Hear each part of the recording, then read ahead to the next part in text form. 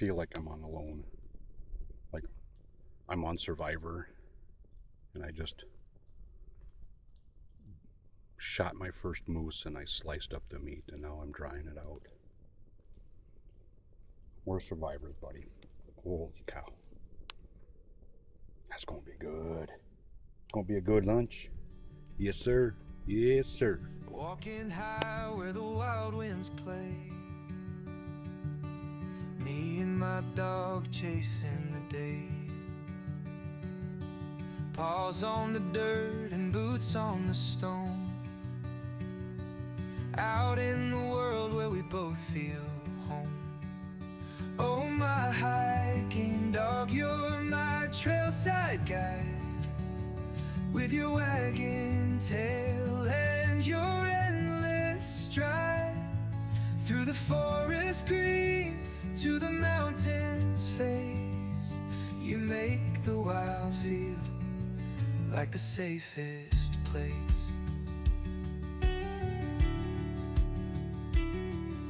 You sniff the air while I map the trail. Together we're strong, no way we'll fail. The world out here feels big and free, but it's just you and me under this canopy. Oh, my hiking dog, you're my trailside guide. With your wagging tail and your endless stride. Through the forest green to the mountains face. You make the wild feel like the safest place. Today, Cab and I are at the Volga River State Recreation Area. Another beautiful weekend, February weekend in Iowa. It's about 45 degrees here right now, and it's supposed to be in the mid 50s, upper 50s today. It's going to be a great weekend. The trail we're hiking today is the Upper Lima Loop. I've never been to the Volga Recreation Area. Of course, so I've never been on this trail. It looks like it was groomed for cross-country skiing. It seems like that's a popular activity in this area. So the trail is a mix of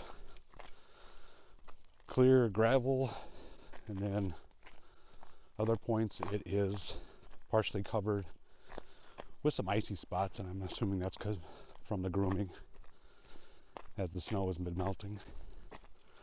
So I kind of got to watch my footing here. But if you can't tell by my breathing, we're already going uphill. We just started. So this looks like another fun hike. Up and down makes fun. Flat does not.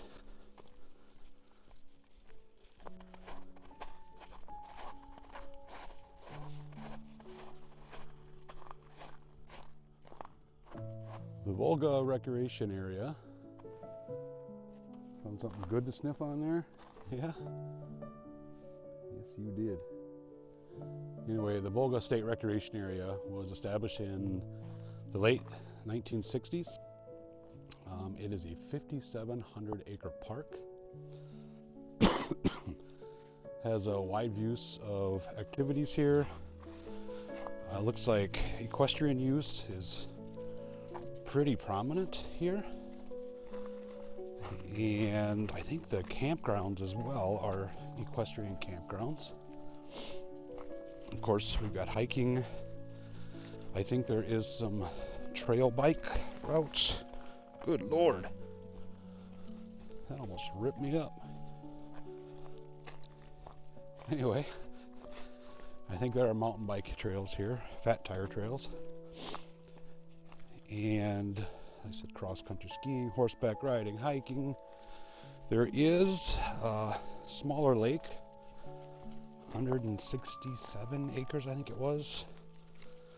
When I looked up this park, that particular lake was planned when this park was established to be a 1,700 acre lake, but because of the bedrock in this area, which is really a porous limestone,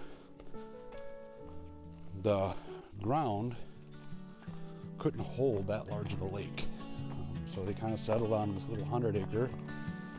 I think it is titled Frog Mill Pond or something. There are a lot of things catching your lead today, Cap. Just about one down. But so far, I'm really liking this. But enough talking. Let's see what this trail has to offer.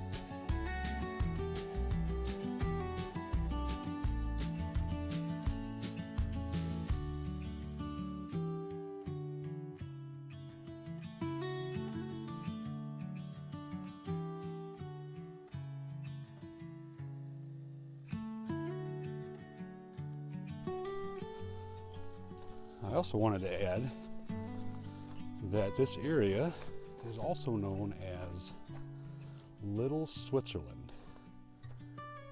It's named that way because of its landscape.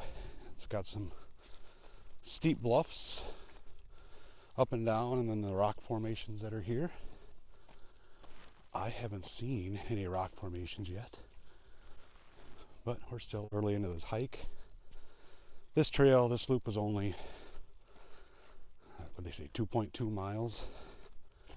So we're probably going to have to find another one to jump on and get a few more miles and hopefully see some of those cool rock formations, if they're here.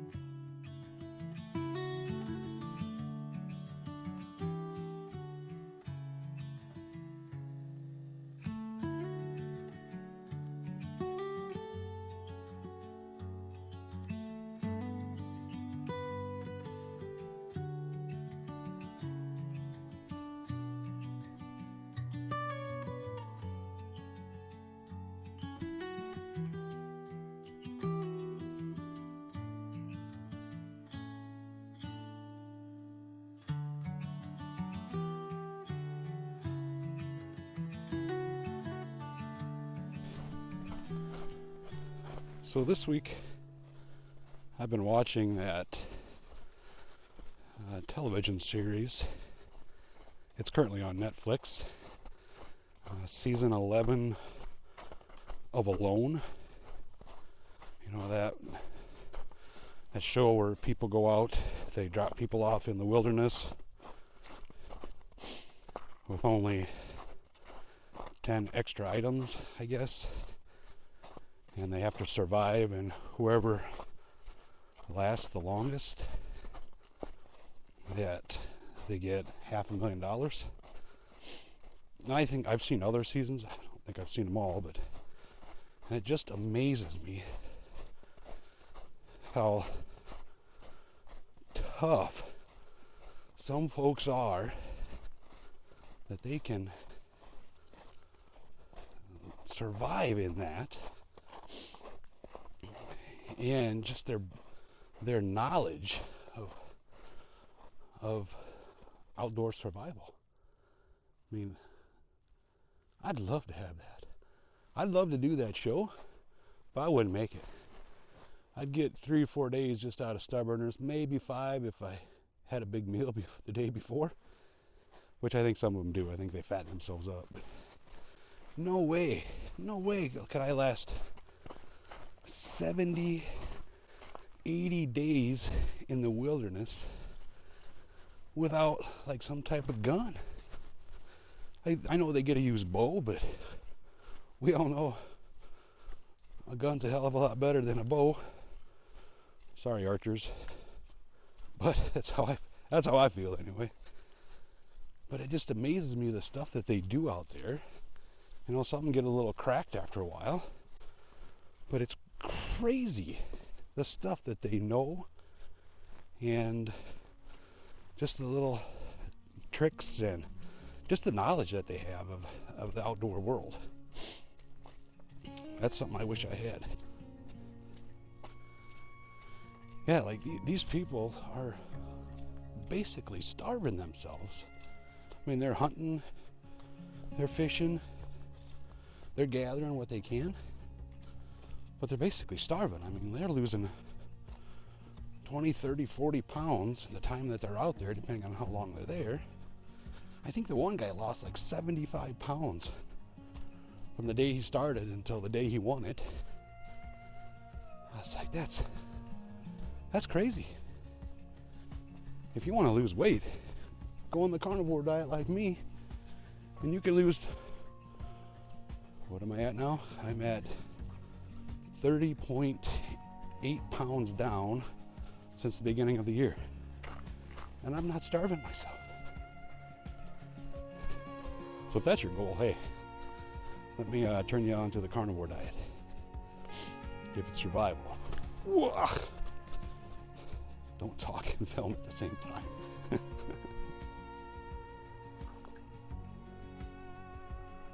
I'm gonna get some wet feet. This water's cold. Not bad. Not bad.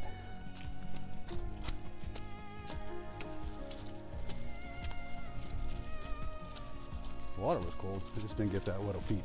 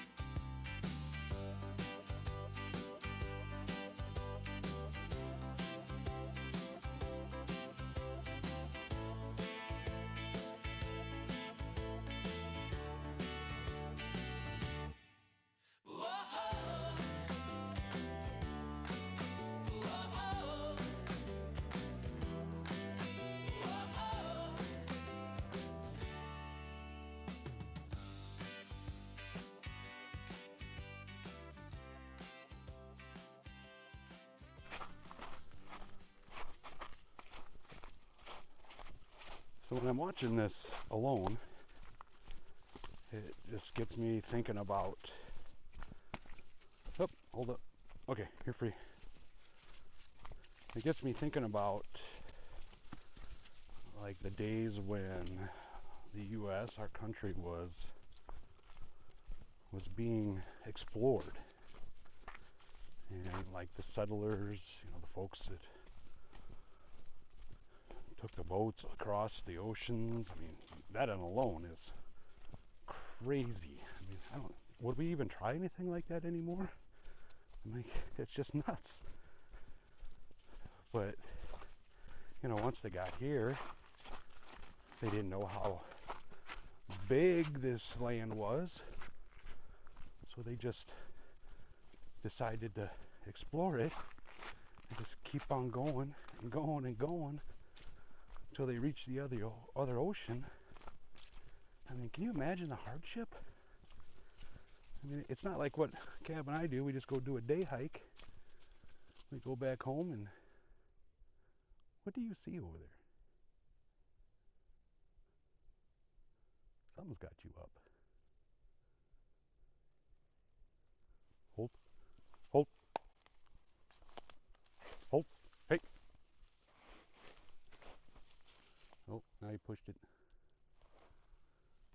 I don't see anything.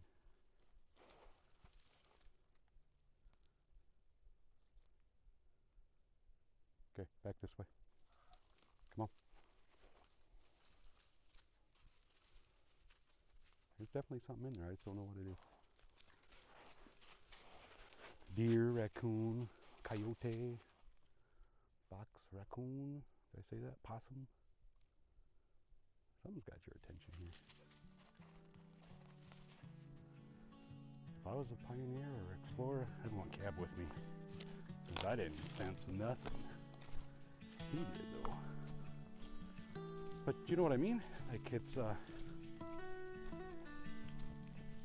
crazy the hardships they had to go through. They didn't have any modern gear that we have. Can you imagine winter in the Rockies without, like 30 below sleeping bags kind of deal, or even a modern backpack that would carry stuff better and easier, more secure, a modern hunting rifle that wasn't just a single shot that you had to black powder back. I mean, crazy.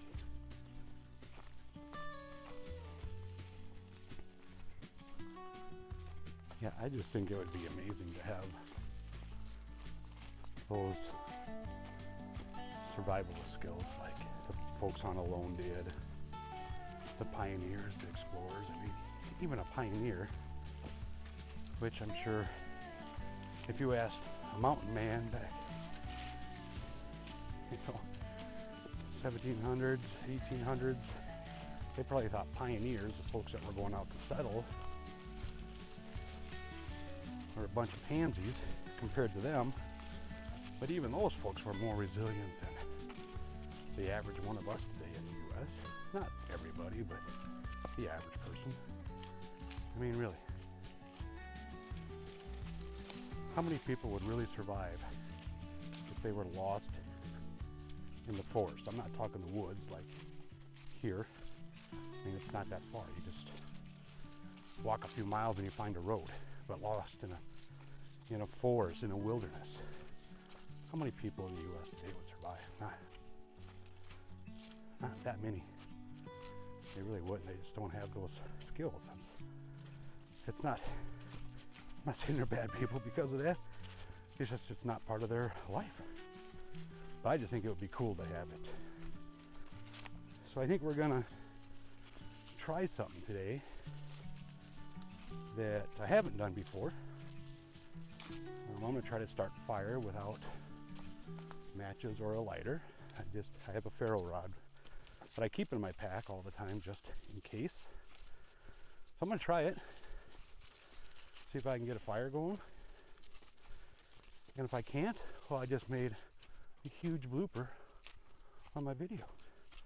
And if I do, well, then I'm one step closer to being a survivalist. No.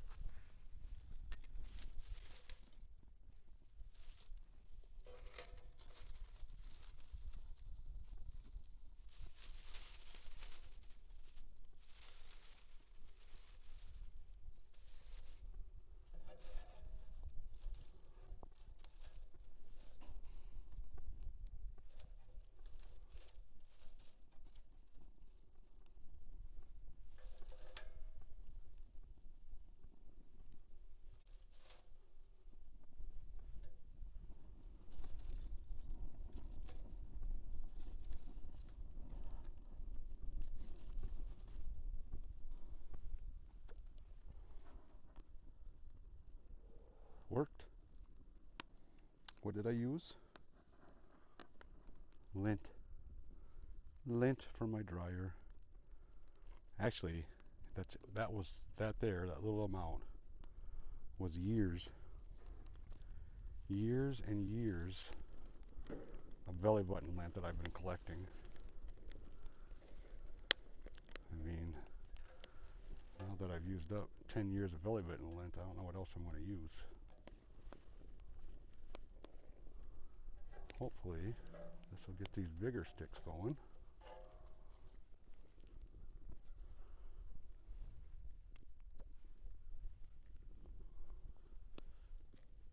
That's gross.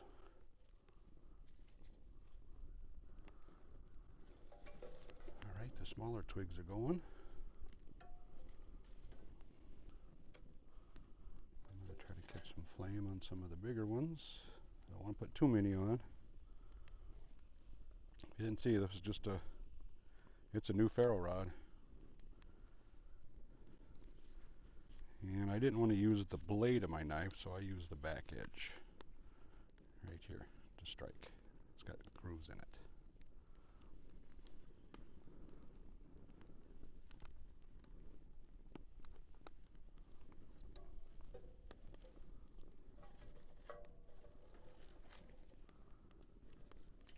We did it. We did it, buddy. Yeah, we got a fire going. Holy cow. Now we got to keep it burning to survive, to stay warm.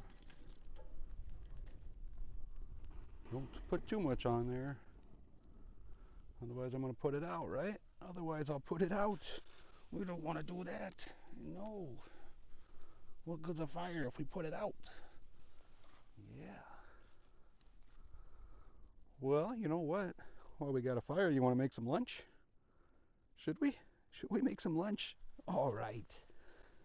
All right, let's make some lunch. Yep. So what I did on our way driving to the trail today, I stopped at Walmart and I bought some bottom round steak that was reduced for quick sale. By the way, if you're a carnivore, that's how you buy meat. It's cut really thin, which is a great way to cook over the open fire because it's going to cook relatively quickly. That stuff is almost as thin as bacon. But yeah, we're going to see if this works. I don't want to lose my meat, but I don't want it all cooked on one side. That looks tasty just as it is, doesn't it, Cappers? It's going to take a little bit.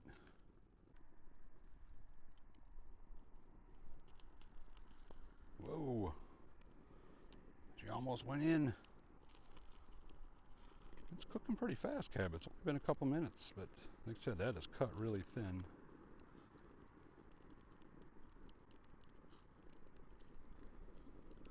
Yep, I'm getting some ash on there, but I don't care. Just a little bit more flavor. Just like that burns a little bit more flavor, I guess. I don't really like my meat. I'm actually going to try that just like it is.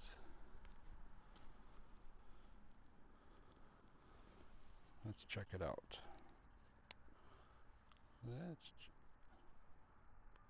Buddy, that's done already. Holy smokes. Yep, I know, you can smell this stuff. I'm trying to get us both in the shot. Careful of the knife. Let me test it. Cooked all the way through, like, seriously, that was 2 minutes.